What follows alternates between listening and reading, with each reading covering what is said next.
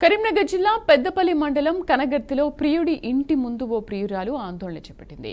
ప్రియుడు సింగారపు మహేష్ ఆనంద్ ప్రేమించి పెళ్లి చేసుకుని వదిలేశాడని ప్రియురాలు వాపోయింది.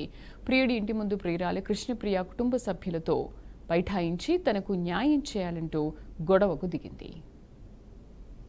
తర్వాత ఒక 3 days తర్వాత వీళ్ళు వాళ్ళ ఊరికి పోగా మధ్యలో పోయి తాళి పట్టి అంగడంగడి చేసి ఇది నా భార్య, నువ్వు ఎట్లా తీసుకుంటావు, నువ్వు ఎట్లా తీసుకోపోతావు అని చెప్పి అక్కడ కొట్లాట తయారు చేసి ఆడ నుండి ఆ అబ్బాయి చదువుకొని తీసుకుపోయిన కాడ నుంచి అమ్మాయికి ఊరికే ఫోటోలు పంపుడు, వాడిని నా భార్య నువ్వు ఎట్లా కాపురం చేస్తావు టార్చర్ చేసుడు, వాడు కాపురం చేయకపోవడం, ఈమెకు మనశ్శాంతి ఉండలేకపోవడం, ఇలాంటివి బాగా జరిగినాయి. ఇలా ఒక 3 నెలలు ఆ అబ్బాయి కూడా చాలా గోసపుచ్చుకున్నాడు పాతగూడూరైన. తర్వాత అక్కడి నుండి ఇది బాగా లేదని చెప్పేసి మీరు ఒక 2 రోజులు తీసుకుపోయి ఆమెకు బుద్ధి చెప్పి పంపించండి అని చెప్పి మాకు అప్పచెప్పారు. వాళ్ళ నుండి తీసుకొచ్చి మా ఇంటికాడ అప్పచెప్పిన తర్వాత మా ఇంటికాడ నుండి మహేష్ అనే వ్యక్తి తీసుకొని పోయి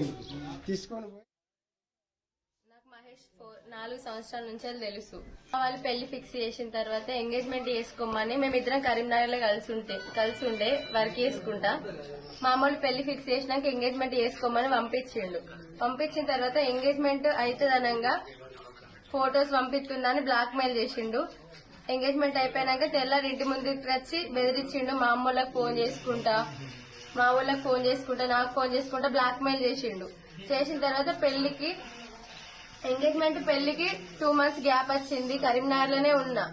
అప్పుడు అన్నాడు, ఇప్పుడు ఎంగేజ్మెంట్ చేసుకున్నవాడు కేసు పెడితే మన మీద కేసు అవుతుంది, నువ్వు పెళ్లి చేసుకోపో అని నన్ను పంపించిండు.